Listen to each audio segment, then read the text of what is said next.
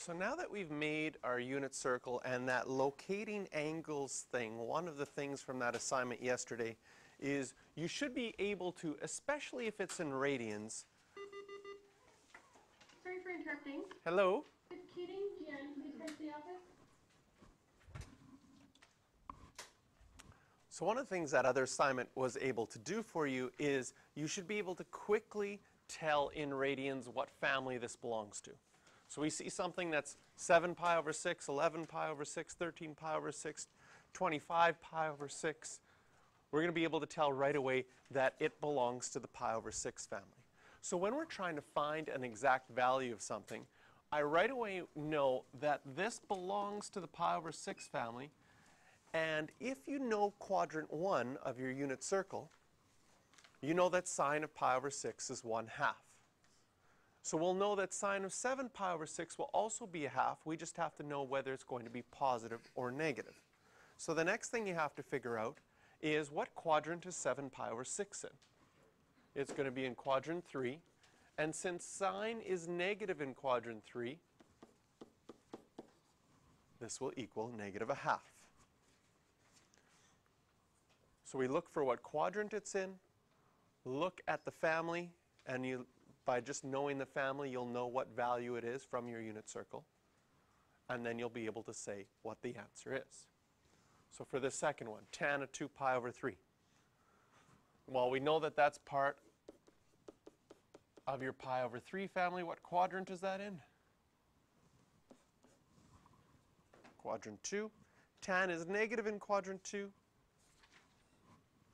So it'll be negative root 3.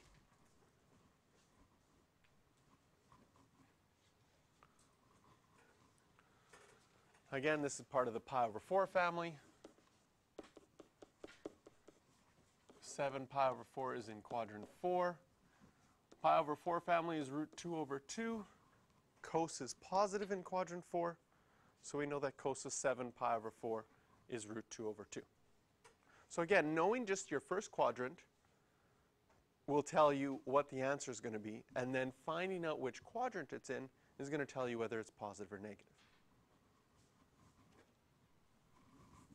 Now, when we get to these questions that have secant, cotangent, and cosecant, what we're going to do is we're going to look at the reciprocal function.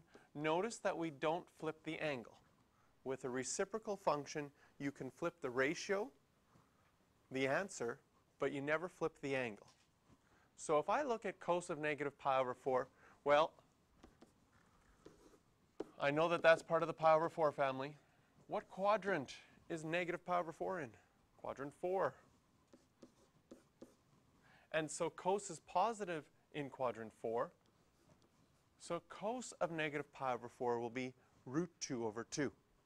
That means that secant of negative pi over 4 will be the reciprocal, 2 over root 2. Now, if this was a multiple choice question, you might have seen this answer like this. Because I don't know if you remember when we made our special triangles that this started as 1 over root 2 and we rationalized the denominator. So in a multiple choice question, they'll often have it just written as square root of 2. So they've rationalized the denominator again.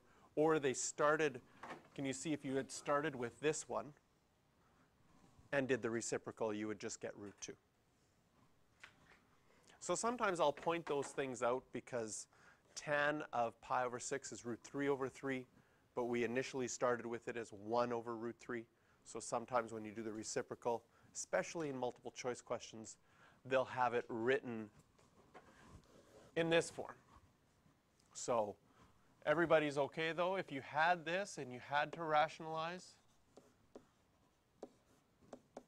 you would get 2 root 2 over 2, and then those 2's would cancel out. And you just get root 2 as well.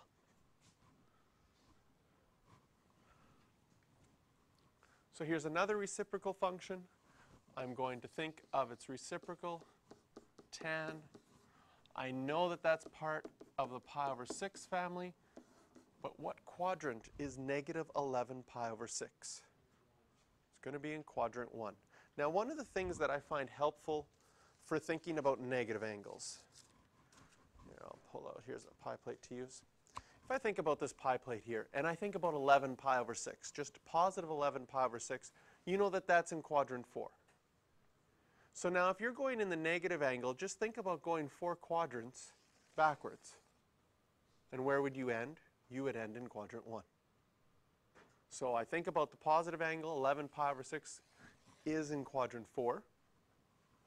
And if I was going in the negative direction 4 quadrants, well, that would end in quadrant 1. So once we know this is in quadrant 1, we know tan is positive in quadrant 1, so this will be square root of 3 over 3. So cotangent will be 3 over root 3. And just like I mentioned before, another way to write this would have been 1 over root 3 for tan. So another way to write this one would be the square root of 3.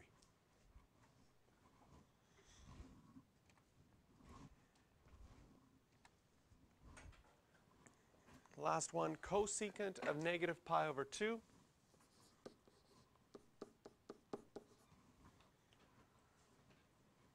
So when we get to pi over 2 and 3 pi over 2, this is part of our axes family, where your reference angle is 90 degrees. And for your axes family, I find it's easiest to figure out and to think about, because it's not really in a quadrant. Negative pi over 2 is, on our unit circle, it's right there. It's between quadrant 3 and quadrant 4. So it's a little bit hard to say which quadrant it's in. It's a little bit hard to say what I should use with the cast rule because it's in between 2. But every time you get one of these that's in between 2, it'll always, like, sign is negative in quadrant 3 and sign is negative in quadrant 4. So it's going to be negative in between quadrant 3 and quadrant 4. But for the axes family, it's just the easiest thing just to look at your unit circle and think, well, what is that point? That point is 0, negative 1. And what's sine? Sine is always our y-coordinate. So what's sine of negative pi over 2 going to be? Negative 1.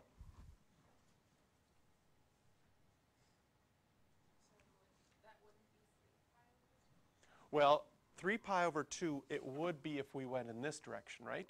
That would be 3 pi over 2. But since we're dealing with negative pi over 2,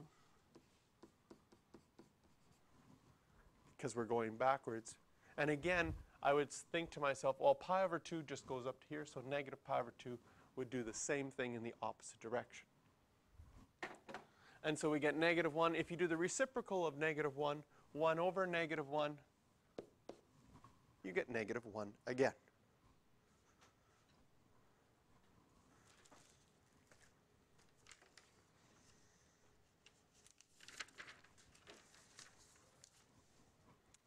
Now, in the final exam, sometimes you'll get single questions like this in multiple choice, but in the longer answer question, these questions normally come up like this.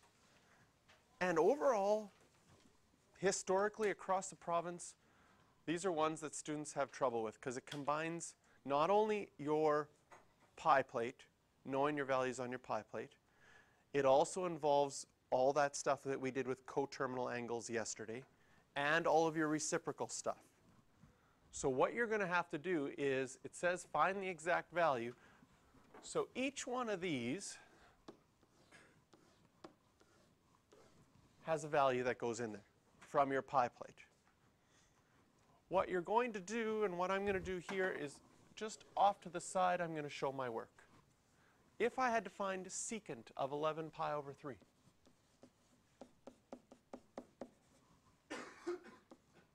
I would think about cos of 11 pi over 3. The easy part is to recognize that your reference angle is pi over 3. What quadrant is 11 pi over 3 in?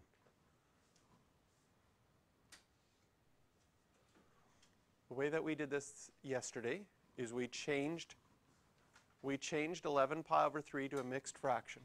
So we thought of it as 3 and 2/3 pi. And if we think about our unit circle, every time we have an odd multiple of pi, we end up here. And then we're going to go another 2/3 after that 3, which is more than half. So this is going to end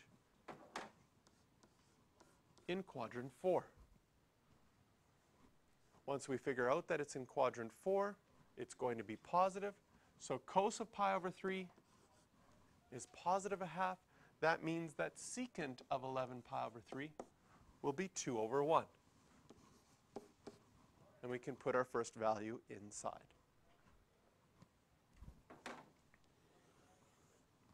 The next one that we have is cos of negative 5 pi over 4. Again, we know that our reference angle is pi over 4. We just need to figure out what quadrant negative 5 pi over 4 is.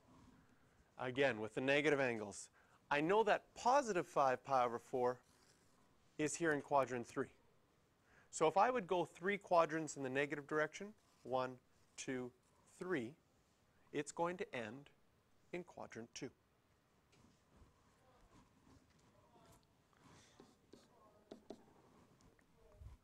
Cos is negative in quadrant 2. Pi over 4 family is root 2 over 2. So in this spot, we will have negative square root of 2 over 2.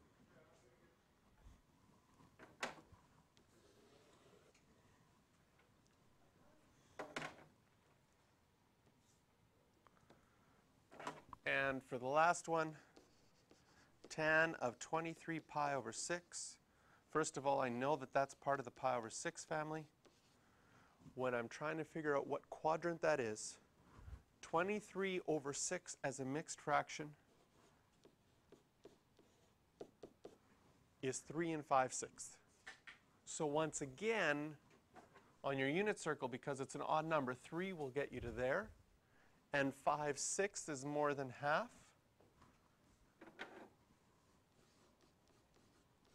We'll end in quadrant 4. Tan is negative in quadrant 4. So we'll get negative root 3 over 3.